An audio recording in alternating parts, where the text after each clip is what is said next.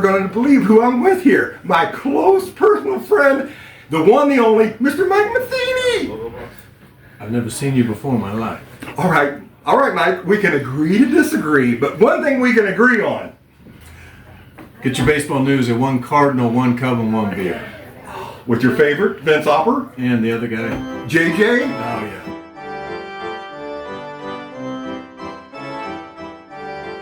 Welcome to One Cardinal, One Cub, and One Beer, the New York Met edition to One Cardinal, One Cub, and One Beer. Now, yes. JJ made a wager with one of our viewers, Mark Marianello out of New York, who's a diehard Mets fan. Good and guy. The Mets had their series with the Cardinals, and the Mets come in the first game and just spanked the Cardinals around. They did. They're The great. next day, there was a rainout, so there was a doubleheader on Sunday. And JJ, tell us what happened. Well, I had to go get a Met hat because I said I'd call. We'd have one Met, or one Cub, one Met, one beer show for 1 week only if the Mets won. But I'm a sly dog. I said, well, hang on, Mark. Let's wait until the next series, then I can get a Met cap. And I was really waiting for him to come back to St. Louis because we're a much better team at home. Mark. But anyway, we had the rain out. We played the double hitter, and the Cardinals. It was a tough game. I mean, it seems like every other inning, here comes Lindor and Soto and Alonso. They're up to bat all the time, and man, they put a hurting on you. But the Cardinals stayed in there, played tough, and won each game by a run. And I won the bet.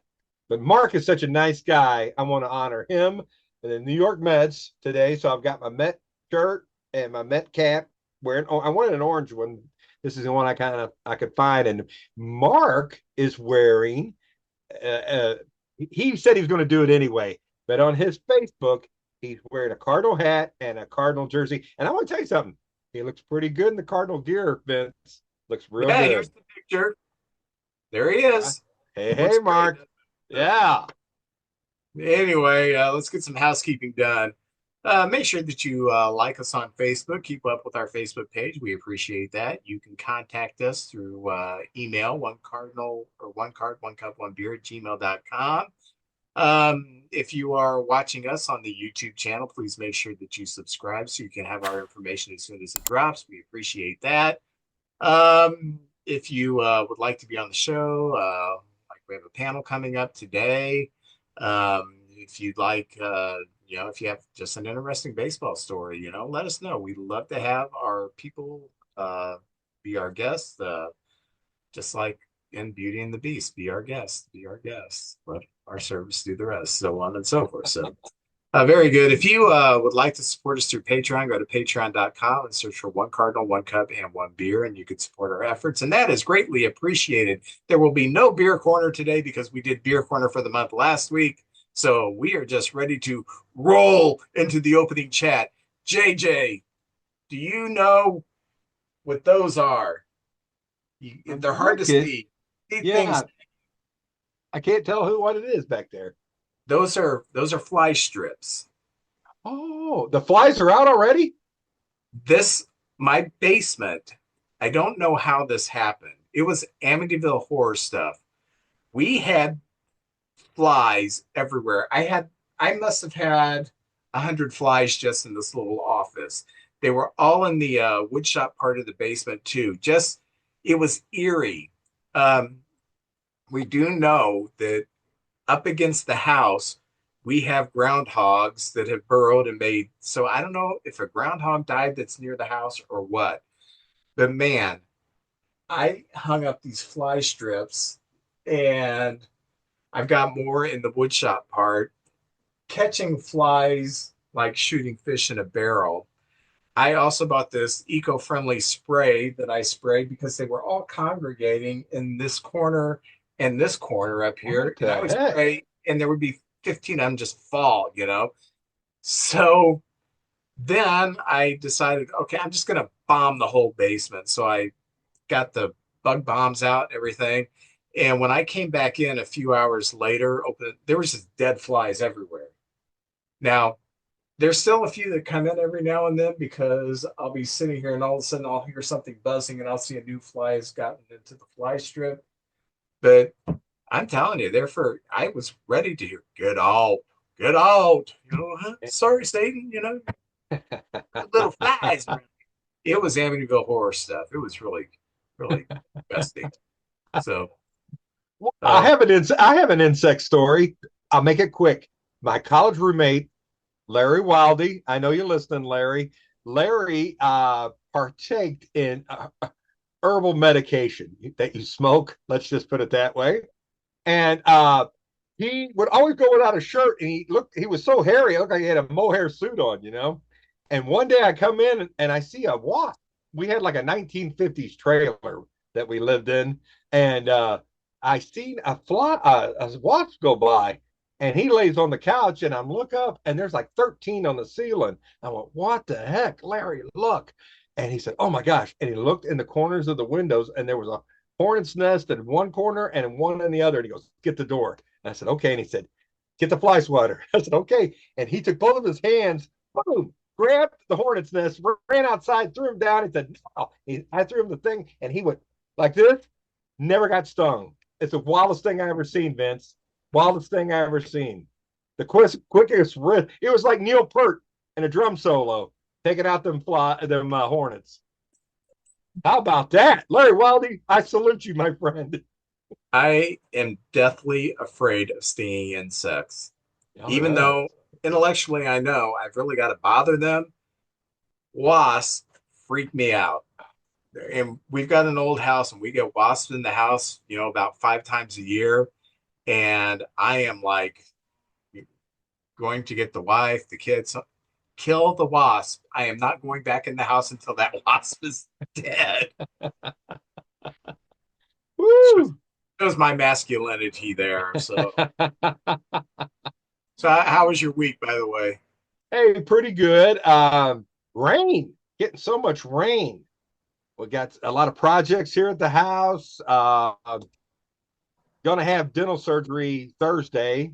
I had to go get my medicines today, so I had to run around. And one of the pharmacies was giving me a little static about the place that ordered it, so I had to take the order to a different pharmacy. Everything's cool now, but that's kind of it. And I'm loving baseball. Vince, I'm just absolutely loving baseball. I feel I have a challenge because I know you're out there watching, and I got to keep up with you. So I'm looking at every little thing, the highlights, watching it all, Vince, and I'm enjoying every minute of it. It's been a fun season so far. It sure has. I the only team that I've yet to watch any part of any. No, I take that back because I did watch their opening game in Tampa Bay because I wanted to see Tampa Bay's new stadium. I forgot about that. So I have seen every team, but I was going to say the Rockies I haven't seen yet, and that may not be worth seeing until the Cubs play them. You know, so I understand. I think they have 4 or 5 wins so far this year. Really? Oh, yeah. I wrote some things down, but I don't think I have their team on there. No. Let me I, let me yeah, check that. I think they're worse than the White Sox this year. Oh yeah, they're feeble. I like that word, feeble. Oh, I do too. Good word. So let's see the standings. This is riveting when I look for the standings Yes. home. So And they've got some good players. They have some good players. standings, they're 6-28. Ooh. Yeah. Oh, The, man.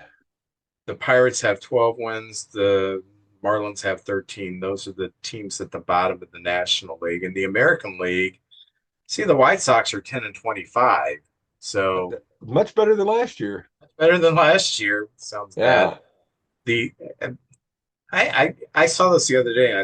Do you know who the tied for the second worst record in the American League is? Well, now the Angels is one of them, and that doesn't really surprise me. They were playing pretty good for a moment. They were near 500. Then this last 10 games, they really slid. I think Trout is on the mend again, which Yeah. saddens me. And the other one, this is the biggest surprise as far as teams go, the Baltimore Orioles. Yes, exactly. And Uh, that's just 13. shocking. Yeah. And I know their pitching is devastated. And, they lost Corbin Burns on top of that, their ace. But Oh, uh, with all that offense, you would think they'd be, I don't know, a little closer to 500 or and a little and they're above. loaded. Their lineup's loaded. They have a kid named Gonzalez, Francisco Gonzalez, who's hurt, who would also be a ace type pitcher. But they've had some pitching woes. I don't know how you fix that this fast, and the coach may lose his spot. There's when you come in with so much expectation, it sort of reminds me of Toronto. They had those years where Toronto's a favorite to go all the way this year, and they'd always fall well short. And now Baltimore's in that spot, and I don't know. This may end up costing the manager a job. I don't know that for a fact, but when there's so much expectation and you fall well short, something's got to happen. Yeah. Oh, and Sunday they had that game against the Royals. Yeah, Royals and Orioles combined for 11 solo home runs. Kansas City hit 7 of them. Baltimore hit 4. And so you saw the ball flying out a lot, but you didn't see like this huge 20-run game because all the solo shots. I've never seen a game like that. I mean, I didn't watch this one. I just read about it, but 11 solo shots, unreal. yeah. That tells me the pitching was terrible that day, or the wind was blowing out. One of the two. Uh, Yeah, Vince, I don't know if you heard this, but remember Ross Stripling? He's been a bullpen guy for about 11 years. He called it quits. He didn't catch on with anybody in the offseason. And here we are. We just entered May. And, some guys are out there. Rizzo's still out there. I don't think he's officially on a team right now, but he's still out there waiting for a spot. I know Boston lost their first baseman. He could be a guy they sign. But anyway, Rush Stripling went ahead and retired, and he didn't get picked up. He pitched 9 years in the big leagues with the Dodgers, the Blue Jays, Oakland, and San Francisco. So I just thought I'd bring that to the attention. Just it's odd that we have guys retiring in the middle of the season, but he just didn't catch on with anybody, and we're going into the second month of the season. yeah, and 35 is so old. In a wheelchair and all that other stuff. You might as well Yeah, retire. you got No, to no. you got to mash up the food to eat it when you turn Yeah. 35. Yep. Oh, uh, the other day, Lance McCullers had his first start since Game 3 of the 2022 World Series. Uh, Goodness. um, and I think it was like a flexor tendon strain, and then he just kept having all kinds of setbacks. Um, but he was an integral part of those great Astro teams. Yes. And you talk about someone who may have called it quits, but he didn't, kept rehabbing and went through every setback and made it all the way back, 2.5 seasons later. So awesome job, Mr. McCullers. Um, Uh, I was looking at this, Vince, and I had a double take. I checked this 3 times to make sure that it was factual. Jacob DeGrom is the fastest person in the modern era to 1,700 strikeouts. And I was like, Jacob DeGrom? But he's been hurt so much. This is a player, and I love watching. This is Brody's. Corbin Burns and DeGrom are his 2 favorite pitchers in the big leagues right now. And DeGrom just is always hurt. And but it took him only 225 games to reach that, and the previous record was by Randy Johnson and Yu Darvish. So congratulations to Jacob DeGrom, but he's already 36 years old, and you would think, my gosh, this guy's gonna, be in the 3,000 strike club, but all these injuries, it's so sad looking back. But if you just look at the games he pitches and his statistics, they're phenomenal. But I just don't think a guy that's pitched that few, he's going to have to put some more years, 5 more years ahead of him a pretty good ball to even sniff the Hall of Fame, I think personally. But what a pitcher, and he's got such talent. But don't man, the injuries just cut his career short right there. Yeah, I don't think he's gonna get near the Hall of Fame. I mean, the history of baseball is littered with great players who injuries just ruin their careers. You know, what are you gonna do? Yes. Uh, Yeah. Canigliaro gets hit in the eye with a pitch, you know, and he was on that trajectory to be one of the all-time greats. And, You're you right. know, it just sad when something like that happens. And you want to know when life is bad for a Yeah. team? What is that? When you're the Texas Rangers and you have to add Tucker Barnhart to your roster because Oh, your backup is so bad. Tucker Barnhart was terrible with the Cubs last year. No bat speed left. Catching skills have completely eroded, and I thought he was just done, gone. And then I knew he went to the spring training with the Rangers, but I didn't hear anything about him. I didn't realize he went down to AAA, and now they've calling him up to be the backup catch. And I'm thinking, my gosh, he looked terrible last year with the Cubs. But well, Vince, I am going to sit here and tell you I'm still big on the Texas Rangers. Now, I didn't know the catching situation was that bad, but with their pitching and bullpen and their players they have, their lineup, that's just a phenomenal team, I thought. But they're only 17 and 18. I mean, they're hovering around Cardinal territory right there. But they say you can't win the World Series in April, but you can definitely, put yourself in the hole pretty bad that you may not climb out of it. So they're 17 and 18. I think somewhere down the line they're going to catch fire, and that may be a team that makes a few moves because I still believe Bocce can make water out, water into wine or something. He'll figure something out.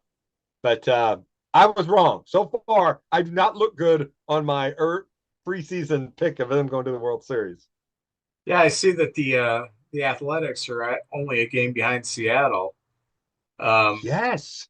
so um, and yeah, I saw the Cubs played the Athletics. I guess it was the first series or the second series after the Japan thing with the Dodgers. The they came back and they started the season going to Oakland and going to not Oakland, Sacramento, and going to Arizona, but I don't remember which. But the Athletics didn't look that good. We handled them pretty easy, but apparently they put things together. I know there is talent on this team. Oh Um, yeah.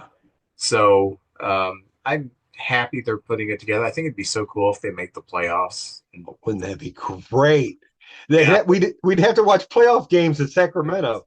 yeah. So, oh, uh, let me get to the walking wounded right now, real Sure. quick. Players of note: Lucas Giolito. He is coming off the 15-day IL for Boston, so that's going to help them. Giancarlo Stanton has been transferred to the 60-day IL, so that means he's going to be out at least another month. Talk about And injuries hurting a yeah, career right there. Oh, let me kind of, because some people aren't savvy on what it means to be on the IL.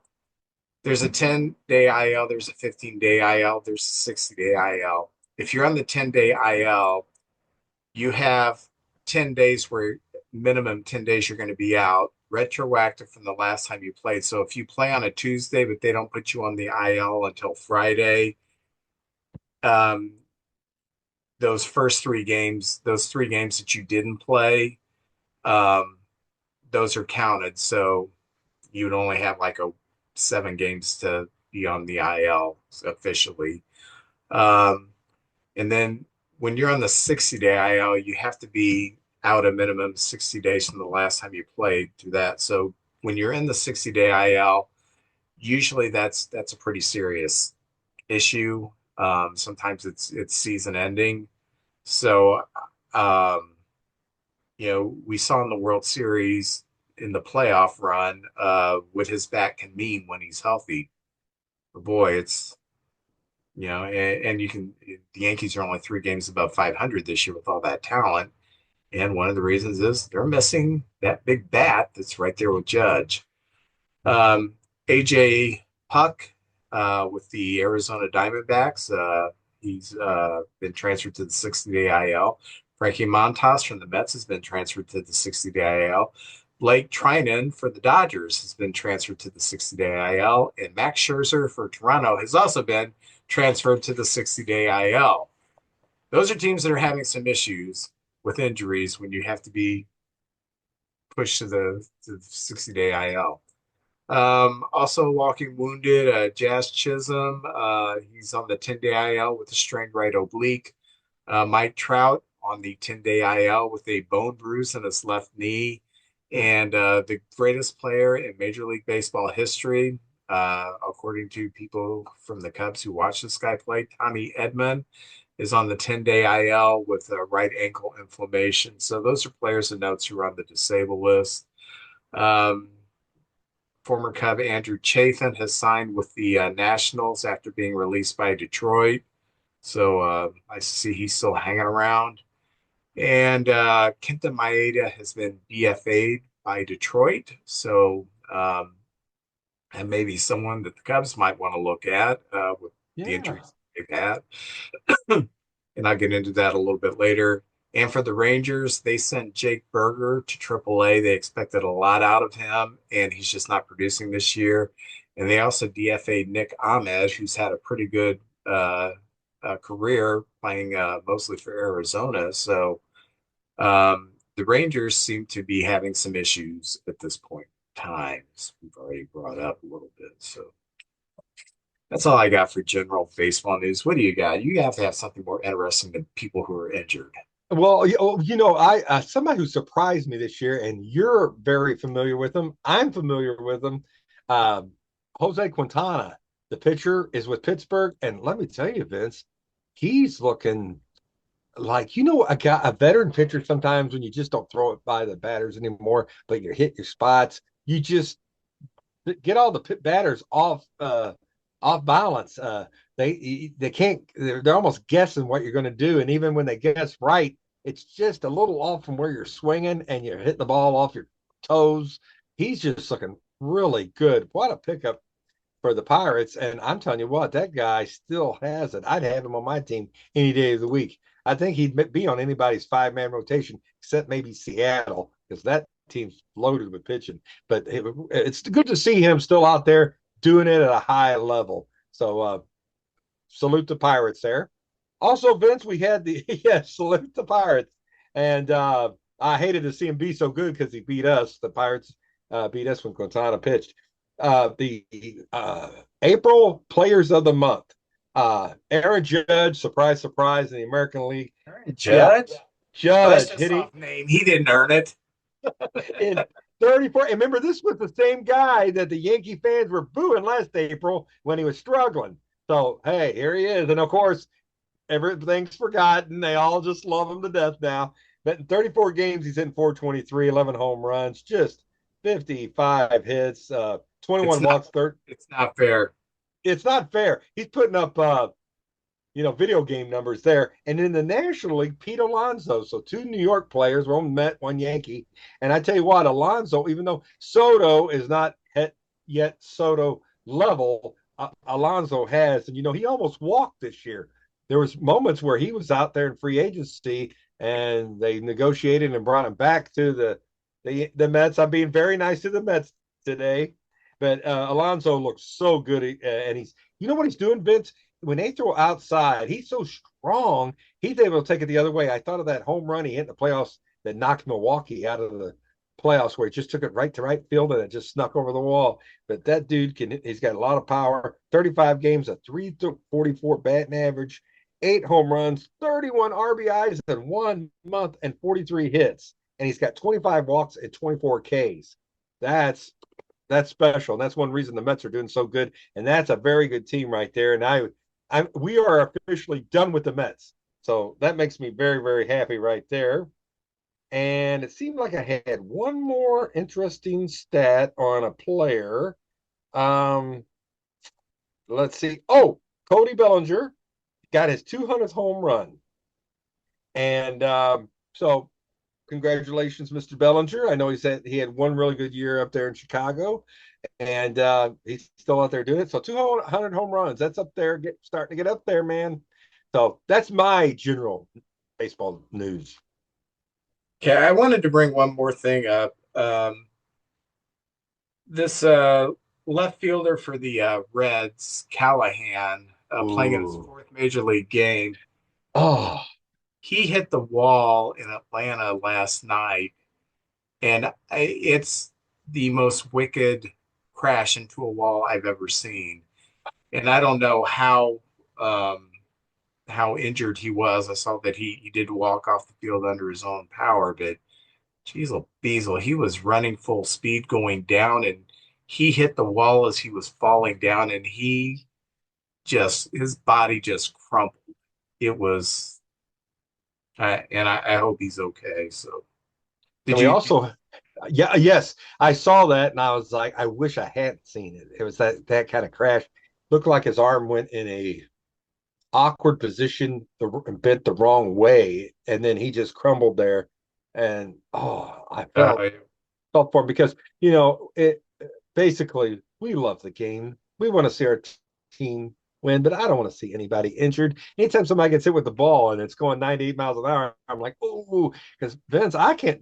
You hit me one time, that's it. I'm done. I'm done. I'm retired. I'm out of here. And these guys get hit in the ribs. They foul balls off their toes. I mean, it's tough playing this game. That ball is unforgiving, and those walls. I'm actually surprised more people don't get hurt like that. I know. Gosh, I've seen so many. I've seen a minor league player run through a wall in the minor leagues one time chasing a fly ball.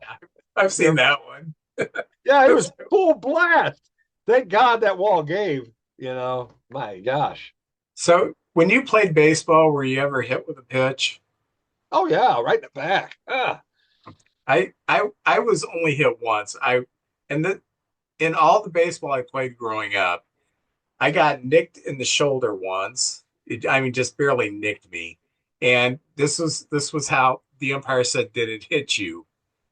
And stupidly, I said yes. I should have said no because I wanted to hit, but yeah, it hit me. So I said, "Take your base." But another time, my friend Phil was pitching. He lived like three houses down from me, and we were both huge baseball nuts. And Phil was pitching, and I hit a home run off of him. And I knew the next time I come up, Phil's going to hit me. He didn't throw that hard, so I wasn't worried about it. First pitch, come right at my butt. There. Boom. See, now Phil's classy. He kept it below the waist there. He Yeah, wasn't. I didn't give him any crap or anything because I thought, Phil knows if I was a pitcher, I would have hit him too. So whatever. Oh man, that's the good old days there.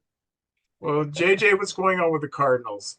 Well, I want to do a little celebrating right here. The Cardinals have announced their new, yeah, cool the gang, baby. Woohoo, yeah. We have the Cardinals. I say we. I am part of Cardinal Nation. I love the Cardinals. We have announced that they're inducting three people into the Cardinal Hall of Fame, and I can't disagree with them more. One is the fan vote went to Edgar Renteria, and Edgar was a part of those. Well, he won a World Series here. He also won a World Series with the Marlins. Believe it or not, young fans out there, the Marlins have won two World Series. Five-time All-Star, two-time World Champion, two-time Gold Glove player. He played 6 years with the Cardinals, and he played a total of 16 years in the big leagues. And just a big part of that team that, oh my God, Roland, Edmund, and Yachty, and Pujols, and it was so much fun, and he was such a good player. So he's going into the Hall of Fame, which is good. Congratulations. Walt Jocketty is going in, and I talked about Walt Jocketty a couple of weeks ago when he passed away, and the story is that the Cardinals let him know before he passed, his health had been bad, that he was going in this year. So I'm glad he got to know that he was going to be honored in the Cardinal Hall of Fame. So that's very cool. And the other one is Al Grabowski, the Mad Hungarian. Now, What took so long? Al, huh? What took so long? I know. I mean, Well, not just for his playing career. he's an He has ambassador. He's yeah, he's been great for the Cardinals. He's worked for them on their broadcast. He's worked for the local sports and news outlets. Remember in oh, the off season, he used to do the sports on Channel 11 while he was still playing with the Cardinals. oh. Um, what took him so long? He's such an icon. He that those years with the Cardinals, and he did win a 75 fireman of the year. And I remember that's when I first started, fell in love, 74, 75 in there. And I was on the team. Matter of fact, Vince, I dug this out of my collection. It's the 1971 Cardinal rookies. And if you look right there, without a mustache, there's Al Hrabosky right there on that 1971 card. How about that? So I found that and I said, I want to show that on the podcast. Al has gone on these when the players come on their way to spring training and they stop in little towns and answer questions and they introduce some of the young players and they get up and talk. And Fred Bird's usually there. Al Hrabosky is always one of Joe Cunningham was one of those guys. Al Hrabosky, and he does the radio side. He's done TV, he done the pregame, postgame.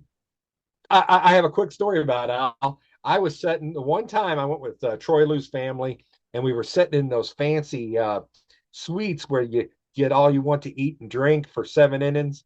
And I was in there, and there was a family sitting right next to me outside the suite, and there was a little boy. He was about 6 years old, and his family. And Vince, I'm feeling my age because the mom and dad, oh my gosh, they were probably like, oh, 26 years old, 27 years old, and here I am, this old codger, and Auerbachsky was in the next section over, and he was taking pictures with people. And the little boy goes, "Dad, who's that?" He goes, "Well, and I said, "That's Auerbachsky, one of the all-time greatest Cardinal relievers we've ever had." When I turned around, Al had heard me. He climbed over and he was standing like right there, and he had two cards. He signed them and goes, "Here's and make sure that this little guy here gets the other one."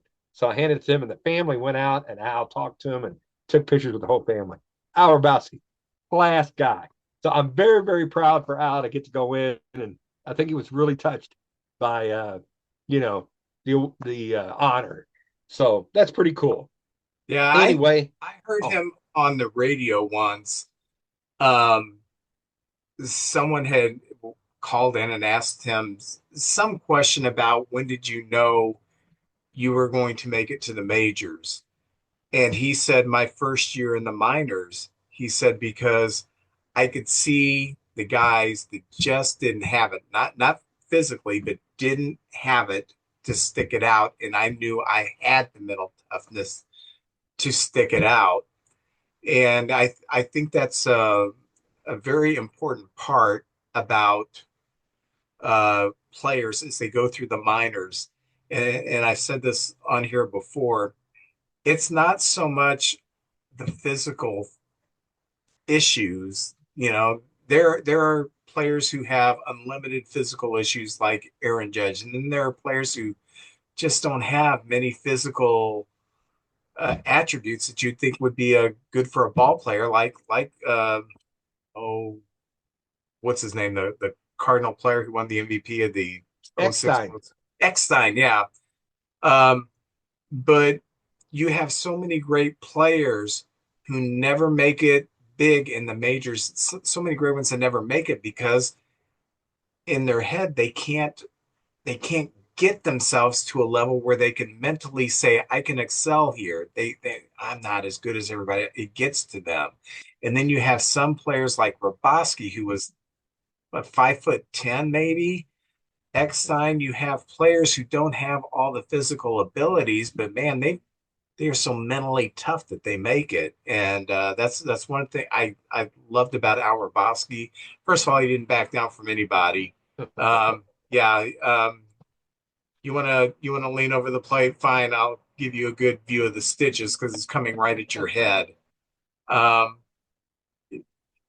just mentally tough guy, and between the lines, nobody wanted to mess with him. But I told the story on here when I was a kid. First Cardinal game I went to, he's sitting there in the leaning on a chair, right against the rail in the bullpen, and me and my friend, we go up there, hey, can we have your autograph right in the middle of the game?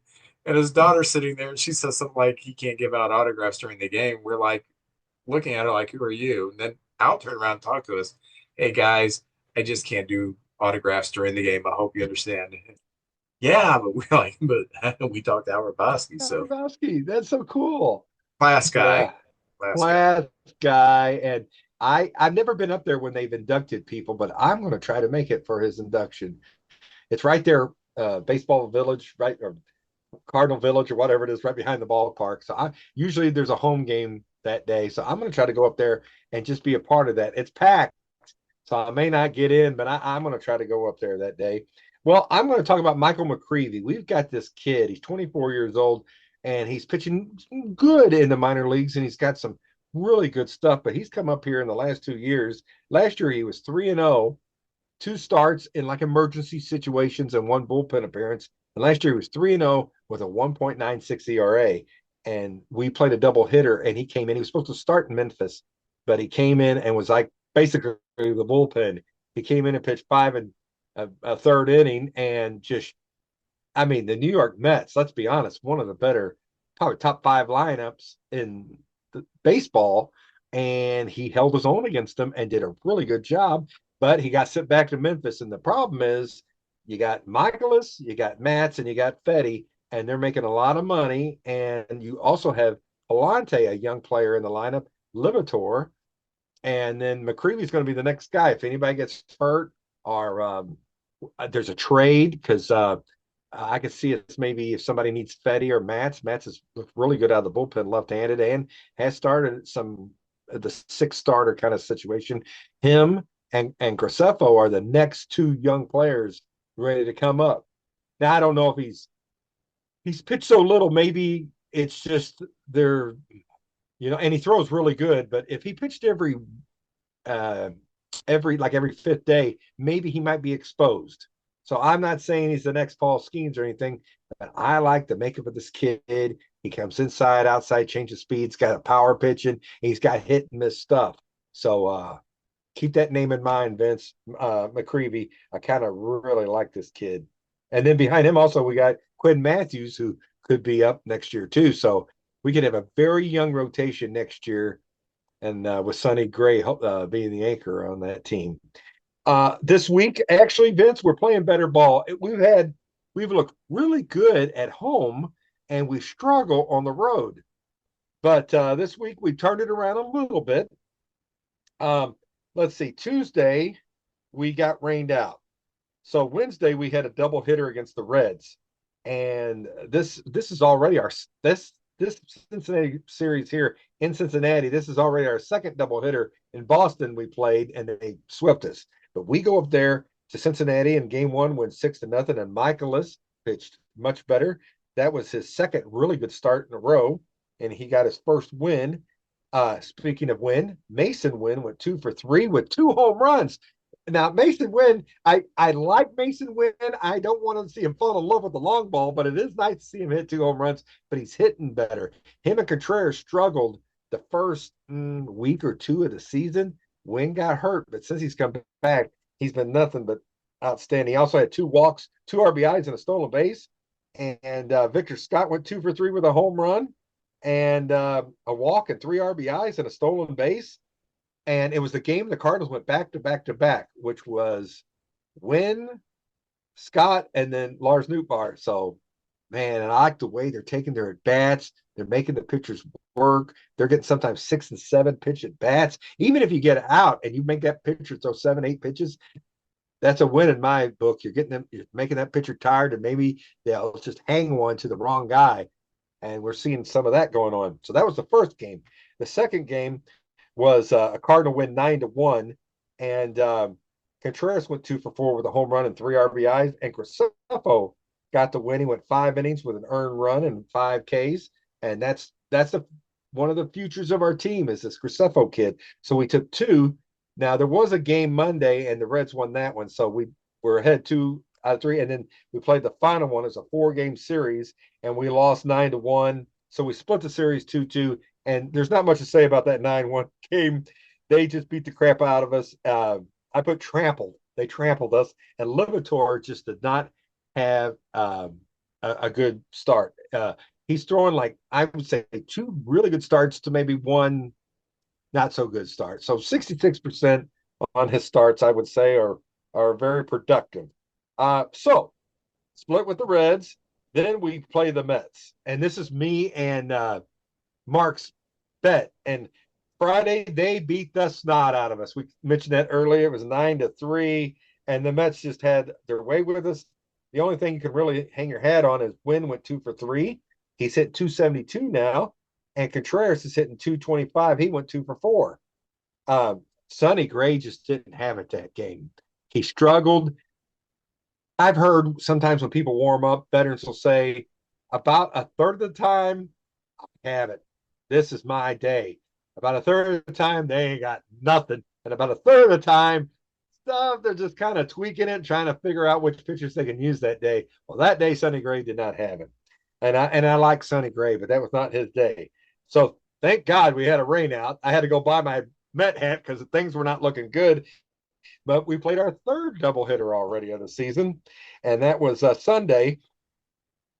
St. Louis went 6-5 over the Mets, and Fetty got the win. And we used our top bullpen guys. The first half of the month, our bullpen was in disarray, but we sent some guys down. We brought other guys up. We moved them into pressure situations, some guys earlier. And Roycroft's come back. He's worked on some stuff down in Memphis. He's still not been getting used a whole lot. It seems like Leahy, Maton, Helsley, we're using those guys more and more here lately. But anyway, we won 6-5. Donovan 2 for 4. Donovan's just been a revelation. That guy every year gets a little bit better. He was already good, but it seems like every year he's just getting better and better and better. And Contreras went 3 for 4, a home run, hit by pitch, and 3 RBIs. What can you say? So Sunday we're going to go, and Palante's going to pitch, and Palante went 3 1/3, but that's when McCreevy came in and went 5 2/3 inning, and no earned runs, 1 walk, 5 Ks.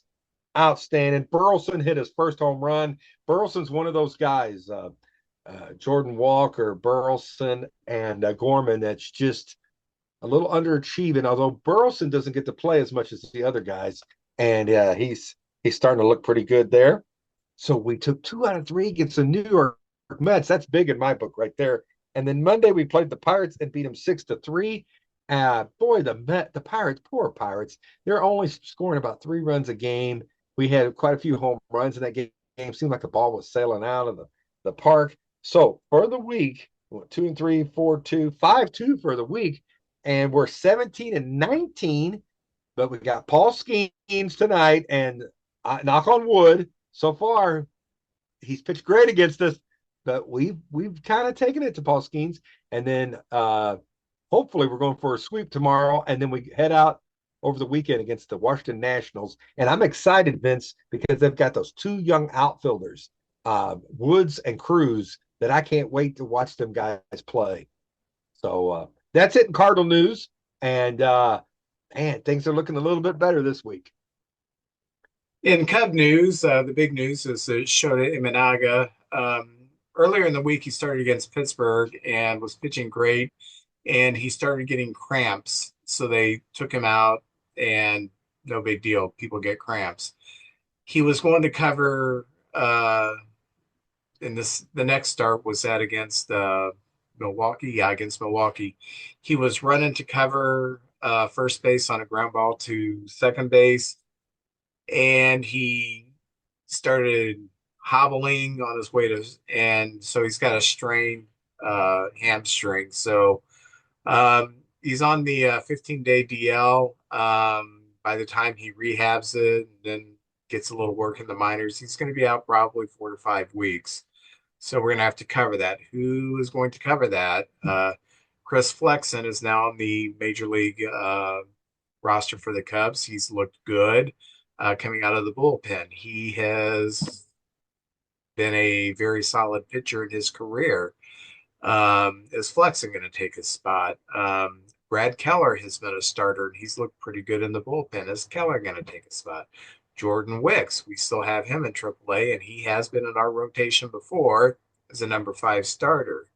But the most intriguing is, are we going to bring in Cade Horton to cover those starts until Imanaga gets back? This is Cade Horton's AAA stats. He's had 5 starts, pitched 23 innings, given up 10 hits, 10 walks. So, walking a little more than you like, but he's only given up 10 hits, 135 batting average against 28 strikeouts in 23 innings. I would say he's ready. The issue is he just hasn't pitched that much. How many innings does he have in the tank? I would like to see them call him up and give him at least 2 of those starts. And even if he pitches good, send him back down, put him on his innings limit in the minors. And then if we need him again, to call him up later in the season, he's still got something that he can contribute. So that's our big thing. And also, Javier Assad has been transferred to the 60-day IL, along with a parade of other people I'd previously mentioned. So Assad, who has been a starter for the last couple of years and has pitched really good for us, we just aren't really going to see much from him this year. And it's a very good thing that we spent the offseason loading up on pitching and stockpiling that. So we had a really good week. We were 5-2. And on Tuesday night last week, we beat Pittsburgh 9-0. Suzuki went 3 for 4 with a home run. Carson Kelly 3 for 5 with a home run. PCA had a home run. Swanson had a home run. Swanson has been moved down to the number 8 slot. Since he's been moved down to the number 8 slot, he has been on fire. So that's one of the reasons why we're scoring so much, is because we moved him from the 5th spot to the 8th spot. He's caught fire. So we got PCA, Swanson at the bottom of the lineup just completely producing. So it was really good. And that's the game where Imanaga had the cramps, but he did pitch 5 shutout innings. And bullpen came out and absolutely preserved the shutout. So then the next day, we're playing the Phillies, and we're up, and it looks like things are going pretty good. And then in the 8th inning, they had a couple guys on, and they hit a double. They took the lead, and we lost 4-3. But on that play, I don't know how many people have seen this. Right field bleachers is 21 feet from the field in Pittsburgh in honor of Roberto Clemente, who played right field and was number 21. A fan, a 20-year-old fan, and this wasn't some clumsy old man like me. This was a guy who is an athlete, played college football. When the double hit and it was apparent they were going to score a couple of runs and take the lead on the Cubs, in his exuberance right there, just toppled over the rail, fell 21 feet. He's still in critical condition, although he is improving. He is lucid now, answering questions. But it's just a sad thing. And I was looking at that rail. I get nervous when I'm up in the upper bowls walking by those rails, because I know if I lose I'm going to fall over. I'm not that athletic in my old age. Sure hope they raise that rail by another foot or two so that doesn't happen again. I just feel sorry for the young man. But anyway, we lost that game 4-3, but it was kind of overshadowed by the tragedy that happened. Hap did have a couple of hits. Horner had a couple of hits. Swanson had 3 hits. Like I said, he's been on fire. Boyd pitched good. 5 innings, only gave up 2 runs. Teal Bar came in and he got the loss. So the rubber game against Pittsburgh, we have to face Paul Skeens, who has owned us. We have been his bitch. So we're facing Skeens. And I'm like, oh my God, facing Skeens, we're gonna lose 2 out of 3 to Pittsburgh. We beat him 8-3, and we hit him good. Happer had 3 hits and an RBI. Tucker went deep. Suzuki 2 for 4 with 2 home runs, 3 RBIs. Bushy had a couple of hits. Swanson had 2 more hits and a home run. And Colin Ray pitched 6 innings, only gave up 2 runs, and then the bullpen took care of the rest. And like I said, we beat Skeens. Very, very good. So then we go to Milwaukee, and this is like, okay, we have seen, we have seen the Dodgers. We're looking at the Giants now. We have seen the Padres. We've seen the Diamondbacks. We have seen these really good teams. So now we're playing Milwaukee, who is not on that level, but as far as us, our chief rival right now, Yeah. yeah, made me nervous. So Friday we go in there. Uh, we spanked them 10-0. Tucker had a couple of hits. Carson Kelly 2 more hits.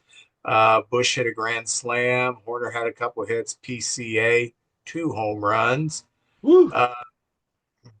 But what I was most impressed by is Ben Brown's 6 shutout innings after a bad outing last time out. And this is what impresses me with Ben Brown. He's pitched a big game in LA and pitched 6 shutout innings. And then he pitched a big game in Milwaukee, 6 shutout innings. That tells me this guy's mentally tough. If he can go into 2 hostile areas with very good teams, the Dodgers a super team, and shut them out for 6 innings.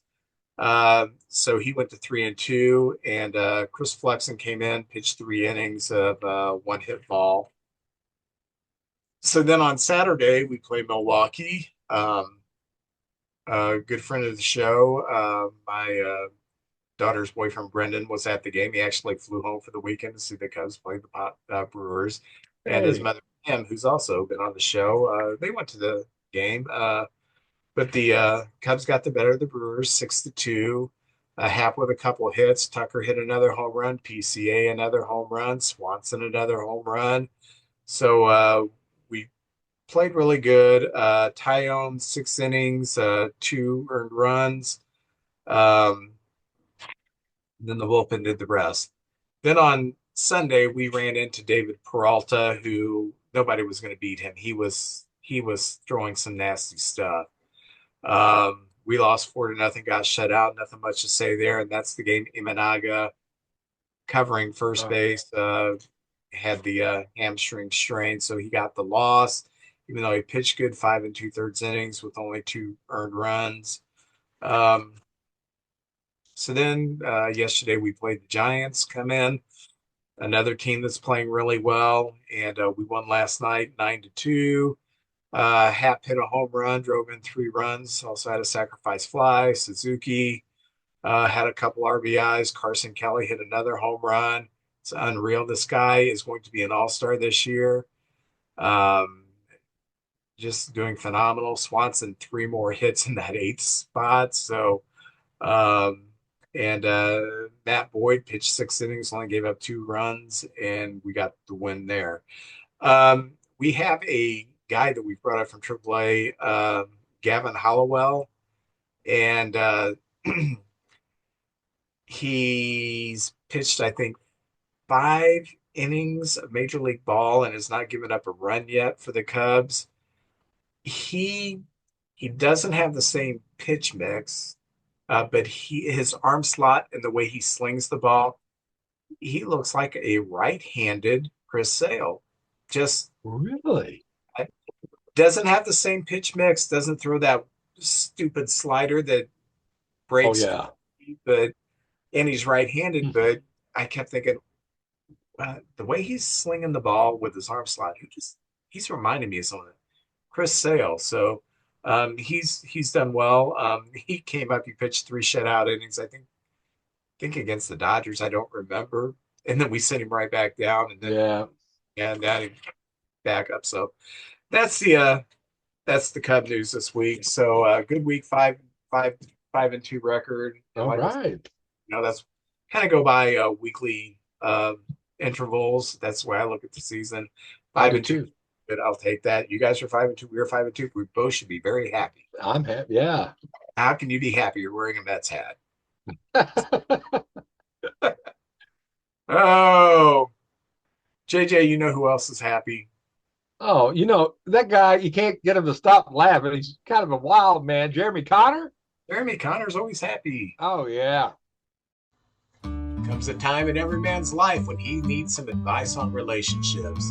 You need to listen to the podcast DMDR, which stands for Dating, Marriage, Divorce, Remarriage, from my good friend Jeremy Connor, the Dr. Phil of the Boot Hill. You can find DMDR on Spotify or whatever platform you choose to listen to your podcast.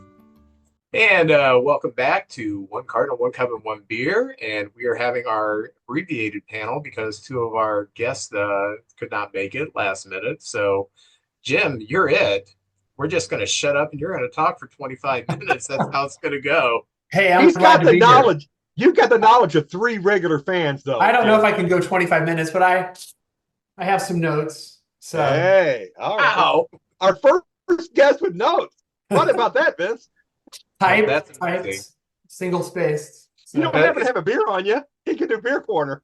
You can do the whole thing. Now, is this second time or third time you've been on? Second. Second. Okay. All right. I did the preseason version. So these are follow-ups on the preseason. Okay. Very good. Very good. So, but we're going to soldier on with our abbreviated panel, or why don't we just call this a trio? There you go. A menage a trois. No, wait a minute. Hey, That's watch hard. it now. A trio. I'm with you. Sure. The Kingston trio here. A Manny trio. 3 men, a trio. There you go. Trio. There you go. Okay. All right. So, guys, give me a general overview. What are your thoughts on the season so far? Not just with our teams, but in baseball in general. You want to go ahead, Jim? Well, sure. I'll offer a few thoughts. I guess I'll start closer to home first and then expand out, if you will.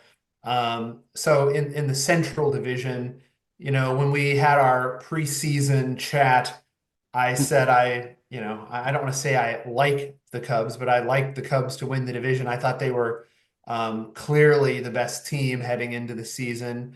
Their payroll's at least 50% bigger than the second closest payroll, so they ought to be better.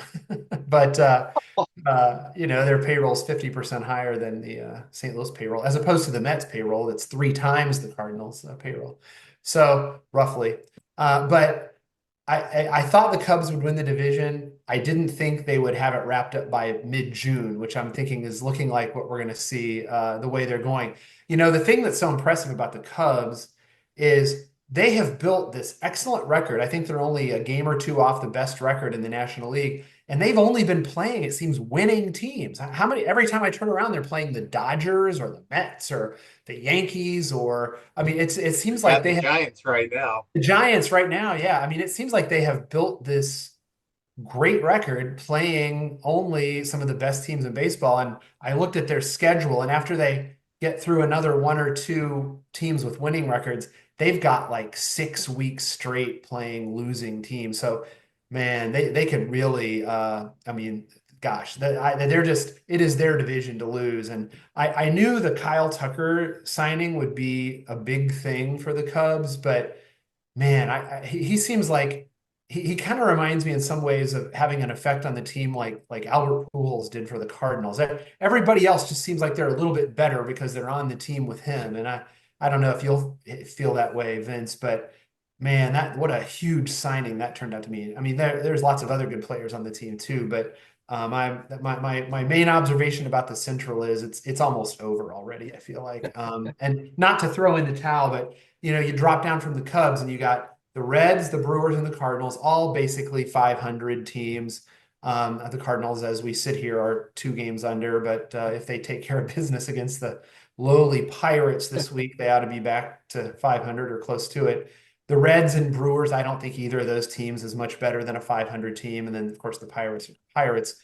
But, JJ was saying before we started that he's still excited, and I'll leave JJ's comments to JJ, but I am excited about a lot of the aspects of the Cardinals team.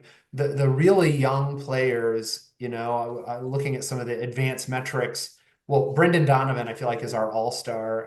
Offensively, he's almost at a 150 OPS plus so far this season. I mean, that dude is just knocking the cover off the ball.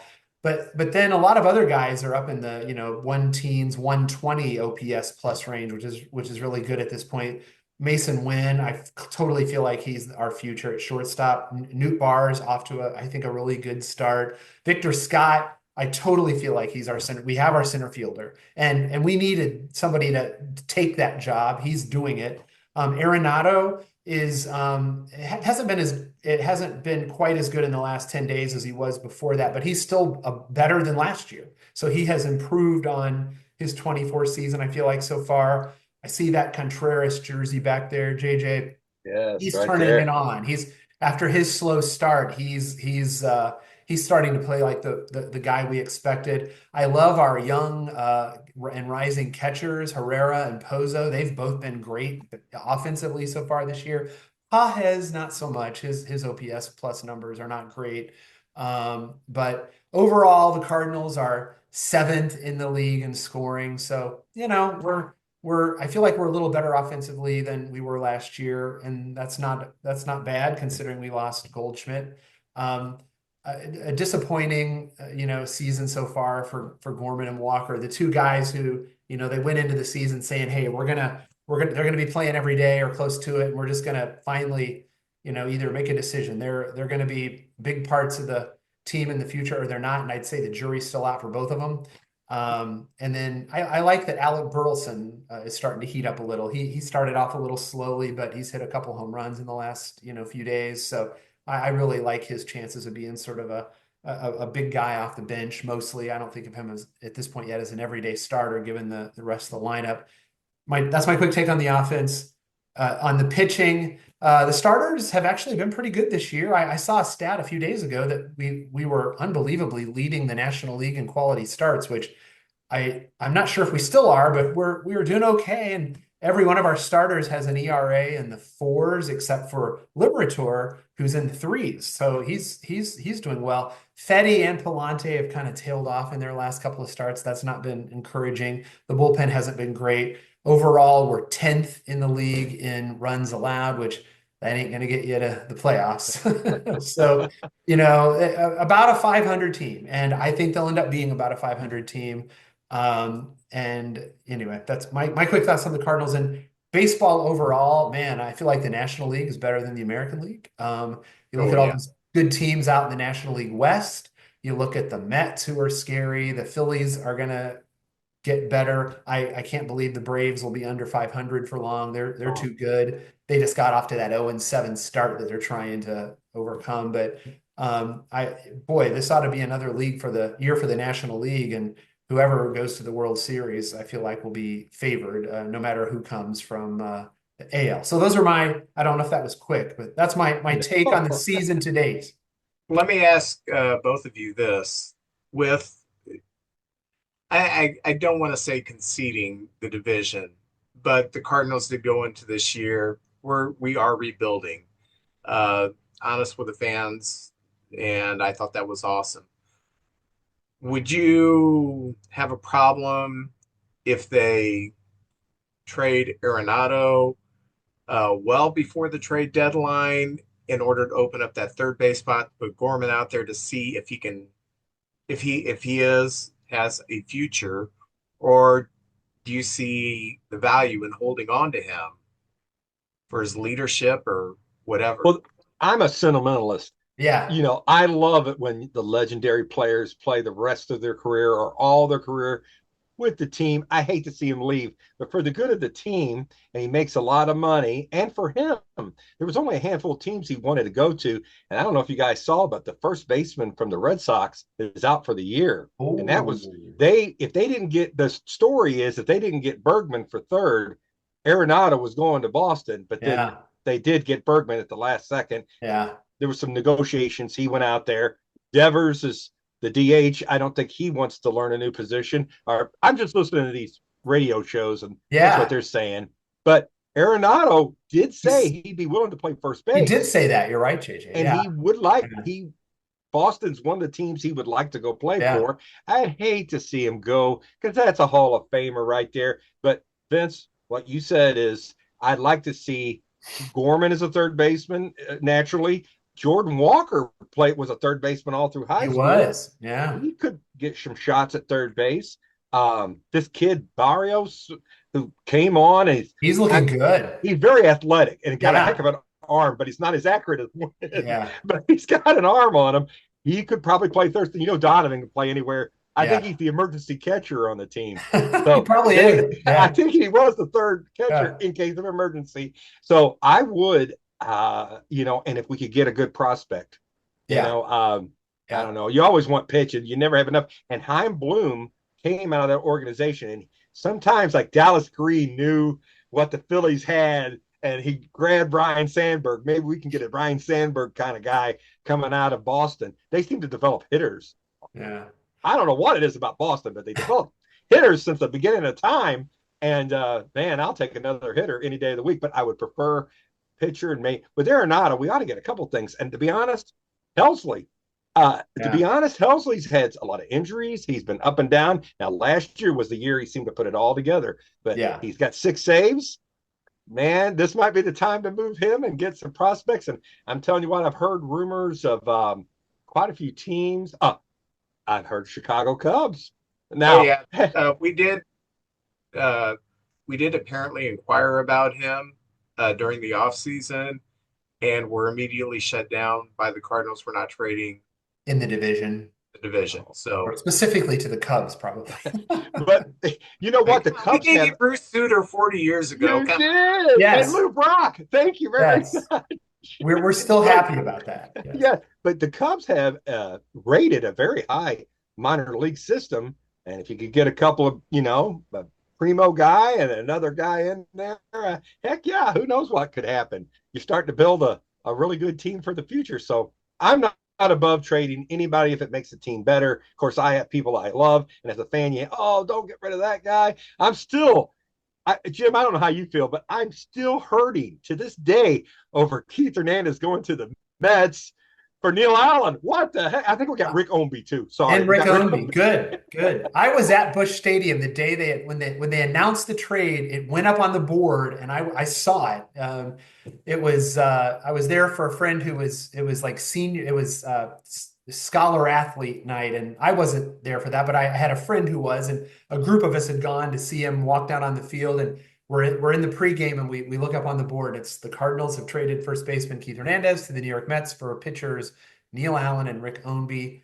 JJ and I digress, Vince here. I'm but, shocked. I know that shocked. was brutal. But I'm with you, JJ. I think I'd hate to see Arenado go, and he worked so hard over the offseason to come back stronger this year. That offseason work is paying dividends, I feel like, so far. But if that means that Chaim Bloom has an extra $20 million to work with in constructing the rosters of the future, knowing that Arenado is not going to be a big part of that future, I'm okay with it. And I don't expect to make the playoffs this year. I would rather all these younger players. I'd rather really see it be hey, let's give the players who we've got to figure out what we have in them. Let's give them at bats this year. And then Bloom comes in a better spot. So would hate to see him go, but like you, JJ, if it's if they get a good offer and if they can get something back, then let's do it. Yeah. Let's do it. Yeah. Yeah. I said earlier too in one of our shows, I like how Atlanta wrapped up their young players, and a lot of our guys are just so new. I'd like to see a couple more years. But back then I said Brendan Donovan is the guy he's like in his 3rd season with us. Let's wrap him up. He seems like a leader. Yeah. Takes great at bats and plays anywhere you ask him to. And just does a top-notch job. Yeah. That's the guy I'd like to see him wrap up for by some of those free agent years now. Maybe they'll do it. Maybe they'll do it. I'd like to see he's that. our MVP offensively right now. There's no question about that. Yeah. I love watching that guy take at bats. That's good baseball, getting those starters out of the game in the 5th inning. Yeah. We fight. I think Contreras had a 11 pitch at bat the other day, and I was like, oh, right. I love seeing that, man. Battle. Yeah. What about your Cubbies, Vince? Is there a surprise for your Cubs or a disappointment in there so far? Well, Jim and I were talking before the podcast. For the second straight year, we have a hole at third base. Um, we have of all the teams in baseball and all the positions in baseball, the lowest rated position is Chicago Cubs third base. Um, so if and I've talked about this on the podcast before, so many people were saying, yes, Matt Shaw is ready. You did not know that. Good teams don't rely on rookies. Good teams rely on veterans, and then if a rookie is good, they play their way in. That's how good teams operate. When you start the season with a rookie, you just don't know what you're going to get. Fortunately, the rest of the offense has clicked, and we haven't really missed it that much. Um, but like last year, we had Morel out there and then traded him and had Paredes out there, and they were both terrible, both offensively and defensively. And I'm glad they're having better seasons because nothing personal against them, but Matt Shaw definitely was not ready. Not only offensively, defensively, he made some miscues that were pretty easy plays. I do think John Birdie is serviceable at third base. I think Nicky Lopez is serviceable at third base. But third base to me has to be an offensive position. You got to get something out of there. So if we could shore that up, that would make me happy. I am surprised that the pitching has been this good. And one thing I do applaud the Cubs for, and I was happy during the offseason, I talked about it during the offseason, they were stockpiling arms. And we've lost Steele for the year, and now Shota's on the 15-day IL with a hammy issue. Um, so Colin Ray has stepped in for Steele, and he is pitching like an all-star.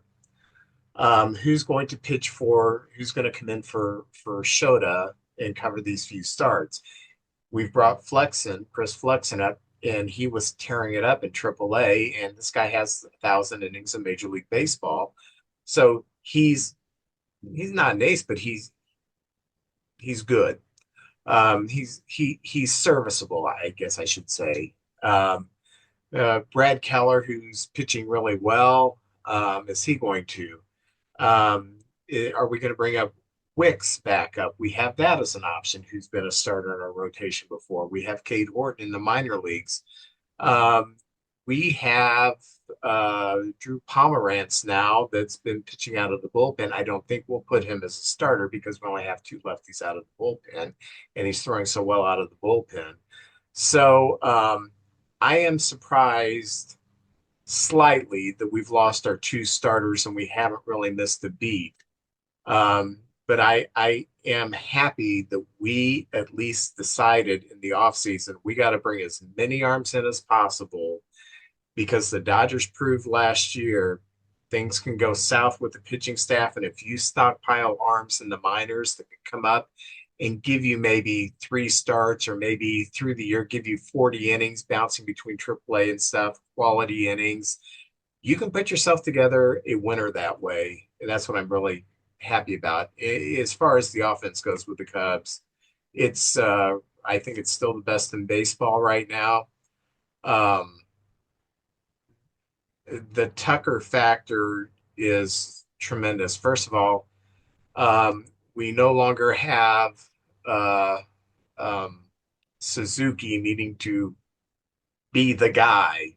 And even though Suzuki is a great player, he's doing even better being he's not the guy. He's sitting behind Tucker. With Tucker as the guy, I think one of the reasons why the offense is clicking is because everybody's relaxing.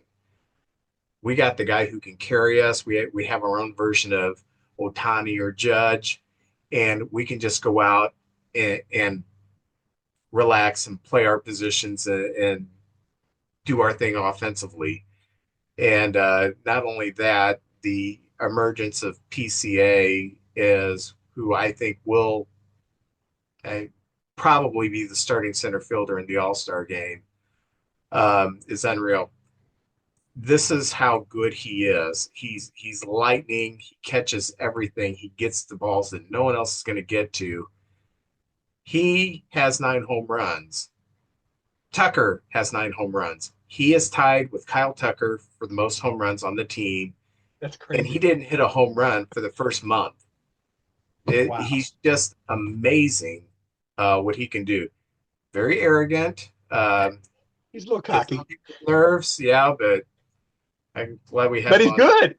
He's Yeah, good. Like Ric Flair says, it ain't bragging if you can do it. yeah. And as far as the rest of baseball goes, I'll go with the Cardinals. As an outsider looking at, I like what they're doing. I really do, and I wish more fans would appreciate what they're doing. Um, but the Cardinal fans have been spoiled and haven't had to go through this kind of a rebuild. And one of the issues with the Cardinals is that free agency, they used to be able to get free agents. Free agency is kind of went so high, the Cardinals cannot compete for those upper echelon players anymore. And even some of the players that are not the Otanis, they've been priced out. I mean, they're not going to pay that kind of money for Bregman. No, So no. the whole, unless there's a new ownership comes in with a very deep pockets, the whole philosophy of the Cardinals has got to be more of the uh, Tampa Bay model, the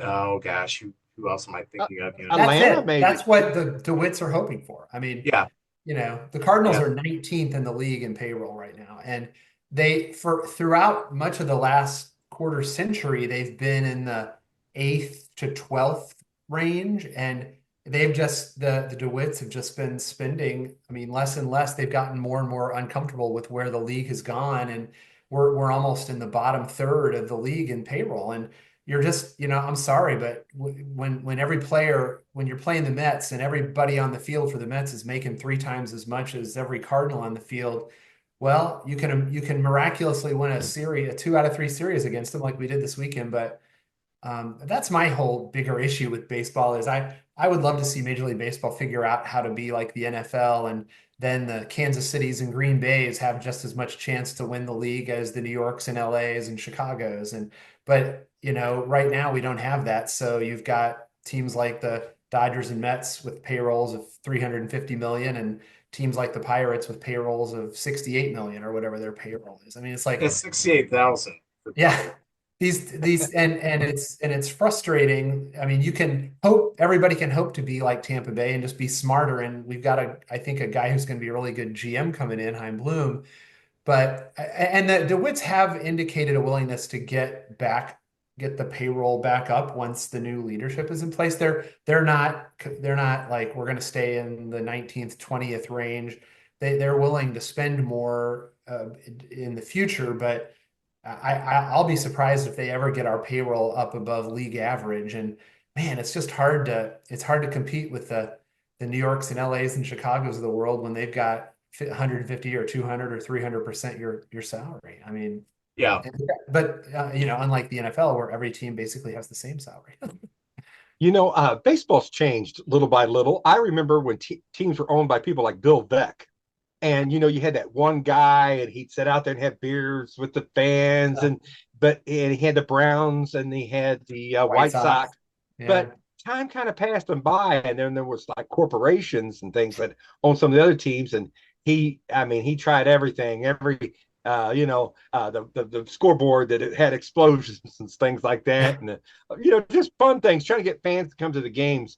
But eventually, he did have to sell, and I feel the Wits might be in that box where they were like the old school and things were more.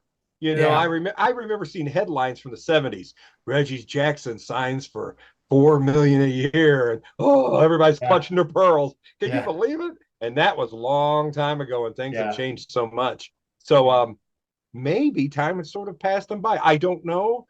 But yeah, you're right. That the primo free agents, we We're not can't. even gonna we're not even No, gonna do the now there's been conversation. guys that like Sonny Gray wanted to come to St. Louis, and I think he Yeah. gave us a kind of a discount there, and he wanted to stay. We tried to actually trade him, I think, and he said, "No, I'm Yeah. staying." Yeah, we'll pay and 25 million, but we're not going to pay 75 million like no, the yeah, Dodgers and the and those Yankees. years, I think even other teams are not. We're not giving guys 10-year contracts. I don't know. No, Oh, no. well, Soto, but he's a Pujols was the rarity. last effort at that, Yeah, last gasp at that, and that was what, 15 years ago and it almost. worked out that good that he went to the Angels. I think he It regretted it, and it worked totally out good did. for us Yeah. too. Yeah. I have a Yeah. question. Home runs. I've been watching this month. It's been crazy on the home runs. The Yankees twice have started out a game with back to back to back home runs. The Cardinals the other night with, believe it or not, Victor Scott, Lars Nootbaar, and Wynn went Yeah. back to back to Yeah. back. Yeah. There was a game between Baltimore and Kansas City, 11 home runs. It was Sunday, 11 home runs and Wow. 10 were solo blasts. I I the ball just seems to be flying out of the ballpark at times. I don't know. Do you prefer the excitement of a home run? I like it when a home run means something. It's like very rare, and a lot of balls go to the wall, and you're like, I just he got it at the Yeah. warning track. I like a good 3-2 game or 4-3. You move the bunt the guy over, you work, you sacrifice fly, that kind of baseball. Whitey ball. Yeah. Yeah, I've been to a few games where it's 11-9, and I'll be honest with you, not another home run. Oh yeah, yay, But it's just like, come on, somebody stop them. So, what do you think about the home run explosion? Are you excited, or do you prefer to see the pitchers dominate, and it's more of a rare thing when it's a home run? Yeah. If the Cardinals are hitting them, I'm fine with all that they can hit. I'm sorry. Yeah. Was it Whitey Herzog or whoever? It's like as long as we just hit a few 3-run, we just need, some solid pitching and a good assortment of 3-run homers, and I'm good. And seems like we don't get many of the 3-run homers, lots of solo shots. But Yeah. I guess home runs are up this year. You're right. It does seem like there's been a lot of them. I'm good Oh, either way, JG. I'll take a pitcher's duel, but if I went to a game once that'll date myself where the Cardinals beat the Montreal Expos 16-0 and hit like oh, 7 home runs, and I enjoyed the seventh one as much as the first one. So okay. All right. That's pretty cool. I before think Vince there's a answers, I will say we're back on the subject of the Cubs again. I just checked. They've scored 217 runs. They're averaging slightly more than 6 runs a game. And the next closest team in the National League is the Dodgers at 180 something. So, oh my God, the Cubs are just like Red hot. averaging 6 runs a game. That's insane. Number one in Major League Baseball, and it's not even close. So, thank you, thank you, thank you, thank you. I take entirely all the credit. I think there's a bit of a rabbit in the ball this year. Uh, Fly balls that were caught last year seem to be going out, and I think last year with the offense being so down, I think a lot of this is done clandestine style. We need to get a livelier ball this year and juice up things, and then if it gets too bad, they go back to. But I'm with JJ. I like the pitching matchups. I like the strategy. I love the one-run games. Last night the Cubs won 9-2, and it was fun until it got to be about 6-2, and then it's like yeah. I'm not paying attention. We If just you had our pitching 6-2, no lead is safe. So you would be like biting your nails every second of that game. I don't have no we are nails. the team that's given up 8 runs in the eighth inning to lose the lead and then come back and win. First team that's ever done that. But yeah, we've had our pitching hiccups too. Um, but I do enjoy the 4-3 games. Remember in the 70s, there was one year Mike Schmidt led the National League with 38 home runs, and Greg Nettles, Greg or Craig? Craig. Craig, yeah, Yeah. Craig Nettles, yeah. Craig Nettles led the American League with 32 home runs that Wow. year. Wow. So, when you grew up in the 70s, it was more of a pitching era. So that's kind of like, I guess what I prefer is more of a pitching. Yeah. I did Yeah. not like the 90s. I didn't like the beer league softball that we had for a while. So, Yes. Yes. That Roy Halladay, Chris Carpenter 1-0 game may have been the Oh man. funnest Oh, most that was amazing. Now that gut-wrenching was, if you give game. me a game like that, I'll take it, JJ. You're right. Oh, 1-0 every inning. Yeah, Cal hit a that was triple, great. we score, and then that's it. It's frozen. And they just were slicing up each batter on each side. Yeah. What a Yeah. game, man. Jack Morrison and Tom Glavine in the World Series. Oh my gosh, that was so good. I just love that, you Yeah. know. You have to time your bathroom breaks. All right, get out of the bathroom. I gotta go. Get back Yeah, in there and no, watch a no game. pausing it. Yeah, right. Yeah, let's go. Oh yeah. Are there any players in baseball this year, any team whatsoever, any players that have really surprised you besides Carson Kelly, who surprised all of us? So, I've been seeing some of the stats in just the last couple of days about Aaron Judge and the historic nature of his stats. I mean, I knew Judge was good, but I didn't realize he was quite that good. And apparently, he is. Some of when you look at all of his numbers, he's having some, Major League Baseball history, historic kind of offense so far. When you add up everything he does, I believe this is what I'm seeing. So that's kind of interesting. I've thought of him as a great player, but not as a person in the conversation with Ruth and Mantle and some of the top 10 players of all time. But they're showing like some of his stats so far this year. I think is what I saw was like he's on track to have like one of the greatest offensive seasons ever in the sport. So that's like I'm a little surprised. I didn't realize he was quite that good.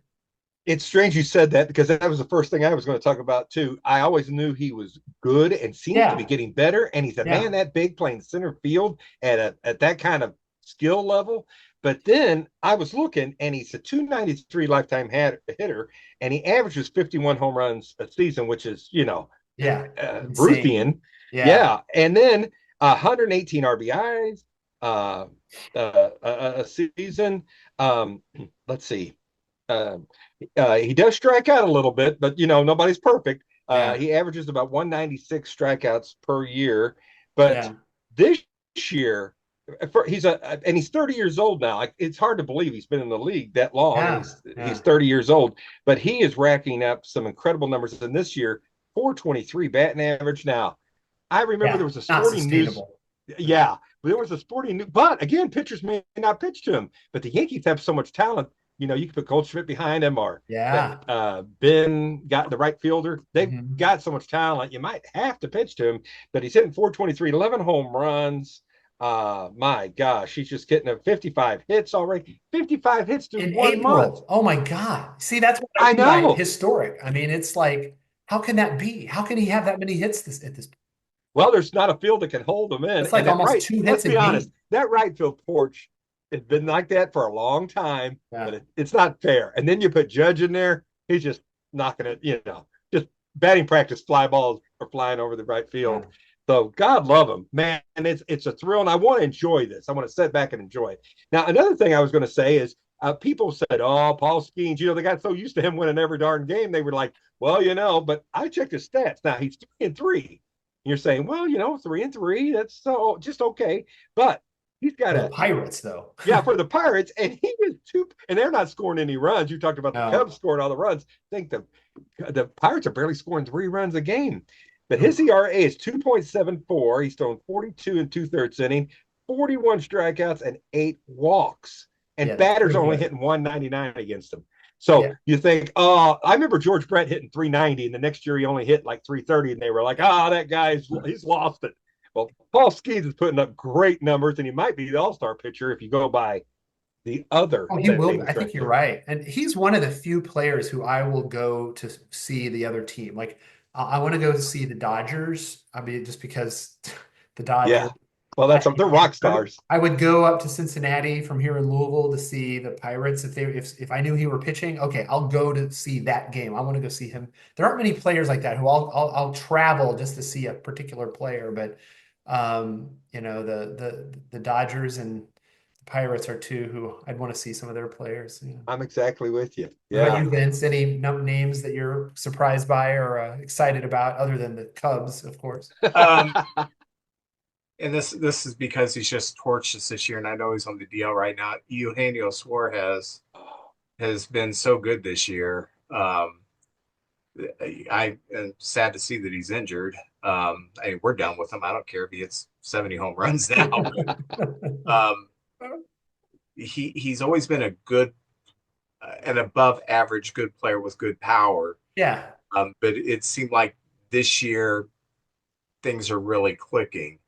Because he's always killed the Cubs. But I've watched other games when he's played, and he he's easy to get. I shouldn't say easy to get out. You can get him out, and if you're Yeah. not wearing a Cub jersey, you can get him out. And this year he's just kind of tearing everything up.